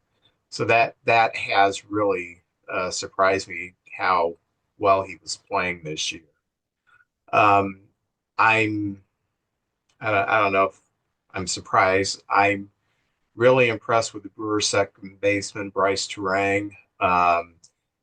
Hitting down in the lineup, still hitting 300. That defense, which is stellar. All the speed, he can steal bases. I think if he played in a larger market, he'd be grabbing some headlines that he doesn't get because he plays in Milwaukee. So those are a couple players that have impressed me, surprised me this year of how well they're playing. And yeah, then there's a few that's I am surprised that Michael is pitched so well this year, because last year it was slow pitch softball. I couldn't wait. Yeah. Oh, Michael He is had a pitching. bad year. Yeah. Now I'm watching. I'm thinking he has learned how to pitch without the great velocity now, and very few pitchers can make that transition. But he seems to have made that transition. I've learned how to pitch without having to air it out, and so that's kind of cool to see. Yeah, I don't know if we have another Adam Wainwright on our hands here in terms of being really good really late in his career. Waino was having some seasons like that at age 40 or 41. And what is Michaelis, JJ, 35, 36, Yeah, 34? see, I think he's 35. Yeah. Yeah. But yeah, he's definitely improved over last year, which I hope that trend continues. I was noticing something. The attendance in baseball. It seems like it's the best of both worlds and the worst of both worlds. On one side, you've got the Dodgers having 51,000 fans a game come out to LA, which is the biggest ballpark now. And San Diego, 42,000 a game. The Yankees, Philadelphia, and Atlanta, fifth and 37,000. On the other side of the thing, poor Pittsburgh, 16,577 a game. The White Sox, and I salute the White Sox fans. You guys, this Yeah. second year, Hardcore. there was a man, I don't know if you heard this on the news, but he was a White Sox fan. He passed away, and his family in the obituary goes, he just couldn't take living through another bad year like last year. Oh. That's what it said in the obituary. Oh. Now, I love that family because they got a sense of humor, Maybe my family will do that for me, But then man. the Marlins only now the Marlins are 12,238. Tampa Bay, who are really a team without a home, Yeah. 9,000, and the A's, as good as they are they only play in a 14,000 seat Yeah. park, and they're drawing almost 9,000 or 10,000 people a game, which might be improvement from in Oakland. I don't know. Might be. What's it say about the Reds? I don't have the Reds down. I had the Okay. 5 best 5 worst, and I wrote the Cubs and the Cardinals. The Okay. Cubs, I try to watch because Vince, I love Vince, and he's such a true blue guy. So I watch the Cubs, so at least I could sound halfway intelligent talking to him about the Cubbies. What a turnout. That city is electrified. It's only April, and it can get cold in Chicago. We've had some bad weather. Maybe that has something to do with it, but they're 9th in attendance. And I think that's going to grow as the season goes on and school gets out. And the Cardinals are 13th, and I don't believe that because I'm watching some of the Cardinal games going, I said, Brody, we should go there, and wherever the camera's at, we'll just run to that part of the park and sit and start cheering, and then head to the next part. If it's down that side, we'll run over to that side of the park. I feel it makes me sad, but I think there are corporations and people with season tickets and schools in session, but I don't know how. And to be honest with you, as I get older, kind of like sitting in my living room with a big TV. You ain't got to beat. Yeah. It's hard to beat it. So maybe they can do like a thing where you can buy season ticket and just and the team benefits, and you can sit there and watch it or something. But the attendance has got me a little worried, especially here in St. Louis, because Yeah. I want to go out there and pull for those kids, and I'm going to go to. I've been to one game so far. I'm going to try to go as many as I can. I know you Yeah. went to spring training. How was the Did. attendance? How was the attendance at spring training? It wasn't as high as it had been in previous years, I will say. I was there pretty early in spring training, but it was, most years I've tried to, when I've gone, I've tried to order tickets in advance. And this year, I mean, at least half the place was empty. So you could easily buy a cheap ticket the day of the game. And I would not be surprised if that's the case again next year. We'll see. But I went up to one of the Cardinals games last week in Cincinnati, and I wondered about their attendance because the game I was at, I mean, I don't know, maybe there were 15,000 people there. It did not seem very crowded at all. I mean, the lower bowl was like maybe a third full. So, I it's went there with the Reds were playing the Cubs, and Vince, you'll be happy to know this. There was more Cubs fans in the audience than there was Reds fans. yeah, there's always a lot of Cardinal fans at Reds games. There aren't as many as there used to be when the Cardinals had their AAA team in St. Louis, but the Reds have had their AAA team here now for 25 years, so that it's become more solidly Reds country than it used to be. So I'll be darned. Concerned. I don't, concerned isn't, I don't know the word coming out of my mouth as a Cub fan, but I after the Cub game, I turned on the last few innings of the Cardinal games, and I think someone hit a home run late in the game. I don't know, but it went into the bleachers and there was nobody there. And yeah, I was like, I know it's Monday. I know school is still going on. I know it's Pittsburgh, but I right. don't know if there was 10,000 people there Probably uh, not. last night. And this is, I, there's, as a Cub fan, there's a part of me that wants to see this, but as a baseball fan, there's the other part is sad if this happens. When the Cubs go to Milwaukee, it's Wrigley North. And there's more Cub fans here than Brewer fans. When the Cubs come to St. Louis, it's going to be interesting to see if the Cubs take over Busch Stadium like they do I Milwaukee. don't think that'll happen, but they'll be out in force, no doubt. Yeah, oh, they always are. Yeah, I'm disappointed in Cardinal fans for this reason. Um, with all the braggadocious of we are the best fans in baseball that we heard throughout the 90s, 2000s, 2010s. If you really are the best fans in baseball, you need to be coming out with a little more force because this team, it's it's not tanking, it's not the White Sox, it's not the Rockies. Right, This is right. a competitive team who is young and needs support. And who was it? Contreras a few weeks ago told the fans, "You need to come out and support us. It really does energize us." And I'm thinking, yes, Cardinal fans, go out to the games. The tickets are cheap right now because they're trying to fill seats. Take Yeah, your family, yeah. go out to the game. I would rather be watching a game where my team loses than no baseball at all. That's just we're baseball fans. That's our Yeah, mentality. right. Um, but I sure hope when the Cubs come to St. Louis, it's it doesn't get embarrassing like it does in Milwaukee. Because there's a part of me that's like, oh my Yeah. God, we're in I mean, it Milwaukee. could end up being 50-50, but it won't be like it won't be. I can't imagine it would be more than that. You never know. You never Yeah. know. You never know. Hurts my heart though. All right, last question because we got to get rolling here. Who's going to win the World Series? Well, I said originally at the beginning of the And season, that, and I'm I mean, now after we've played 6 weeks, who's going to win it now? I hate to kind be of tickled. boring, but we're going to have a repeat. It's going to be the Dodgers. It's going to be the Dodgers. What do you think, JJ? Well, I do. I just think this window, they've got the young guys that are kind of just getting in their prime. And then you got the Mookie Betts, the Freeman, the Otani, and the pitching, although they've got a lot of injuries right now. Glassnow just can't stay healthy. They got like four guys in their bullpen hurt. But I still think with all that, they're still a little bit better than everybody else, and Muncie hasn't even started hitting yet. So I see the Dodgers. Yeah, although I will say, if it's the Cubs and the Dodgers in the NLCS, I'm pulling for the Cubs. Cubs could totally win that. I mean, I think the Dodgers are going to win the World Series, but if I could totally see the Cubs beating them in the NLCS. I See, see the Cubs seeing they want to keep Tucker, and I see them really going all in and getting in. If they can find, you want to find the right fit. But I see them getting another starter, like an ace kind of guy, Yeah. and getting a bullpen, somebody for the bullpen. Oh, third base, and an ace. And you guys are right there, man. You can give anybody a good fight. Although the Padres are pretty good too.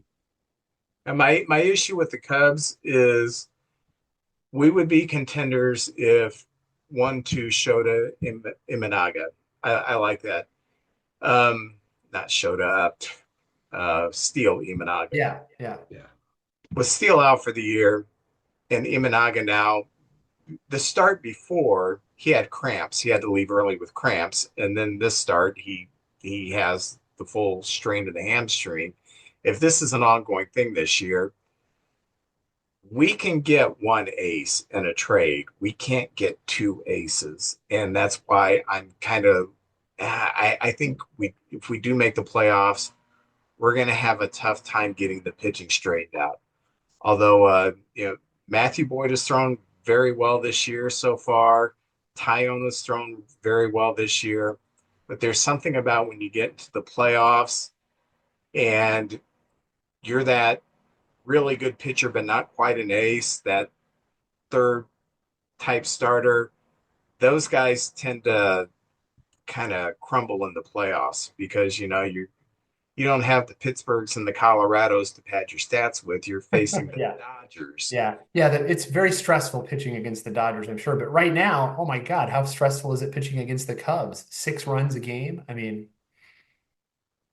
pretty stressful. Peralta shut us out, so he wasn't stressed at all.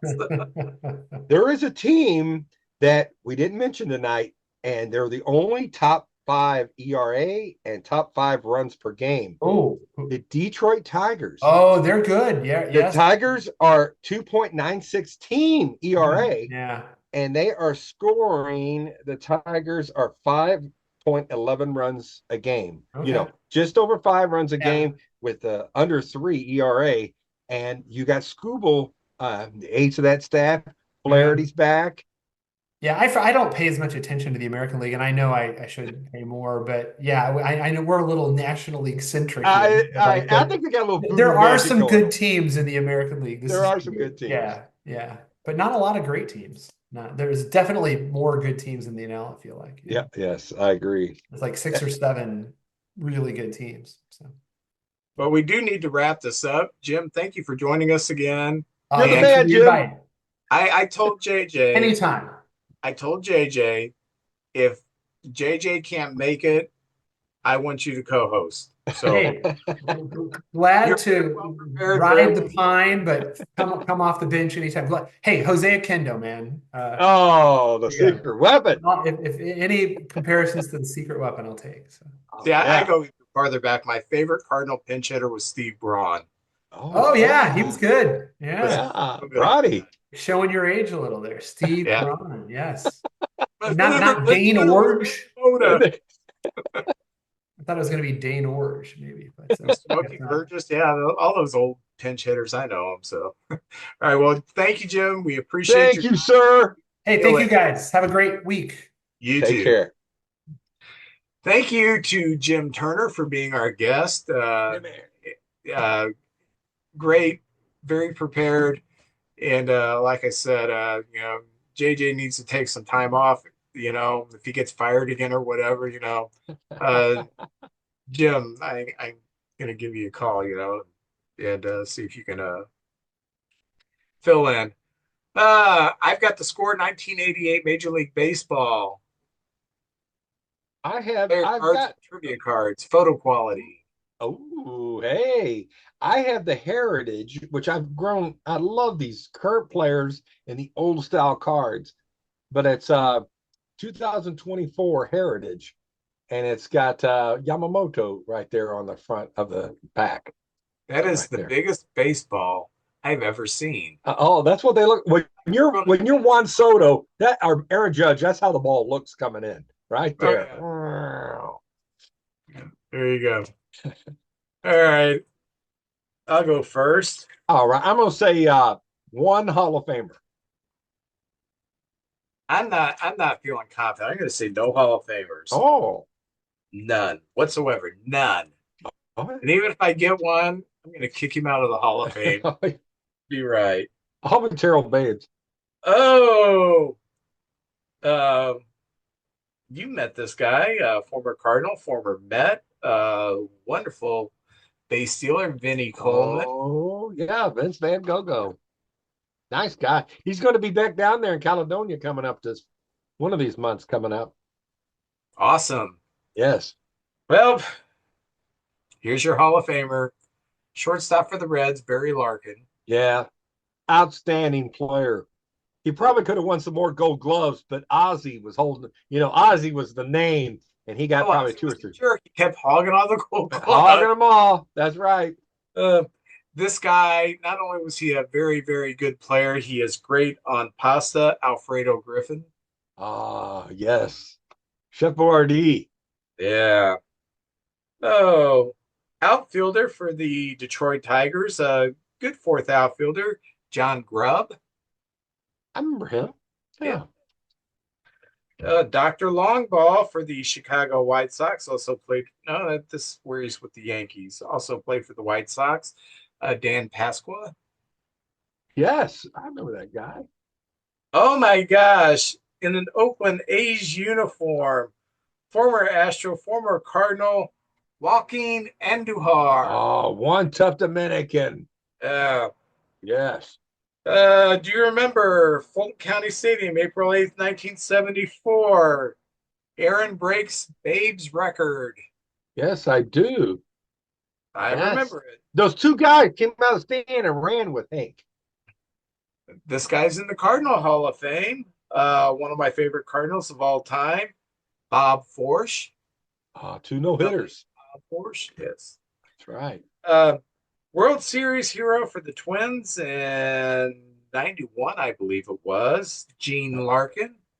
Oh, yeah, Gene Larkin.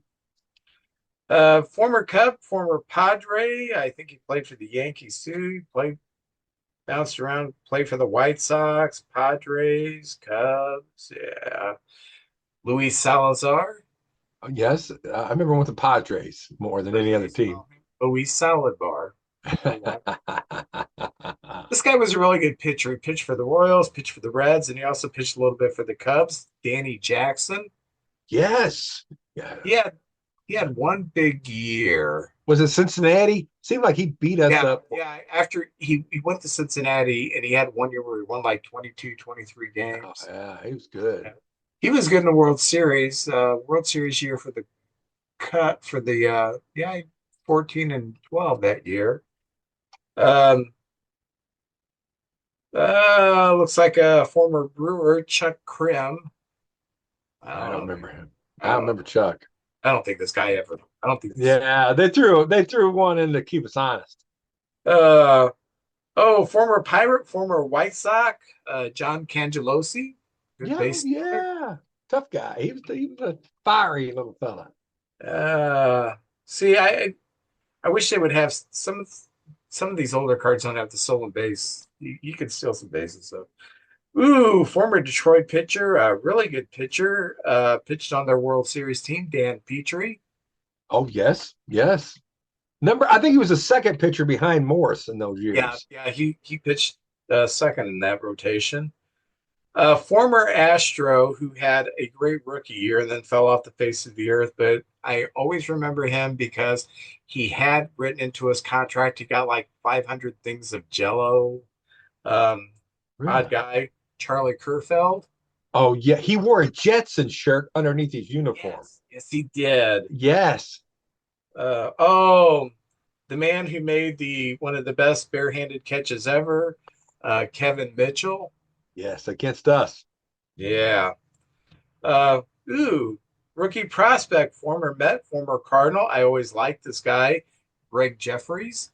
I do too. He was a very good hitter for us over at first base, and he was on the one of those Mets. They brought up like three guys that was going to be the next Dave Magadan, Jeffries, and there was another guy in that group that came up at the same time.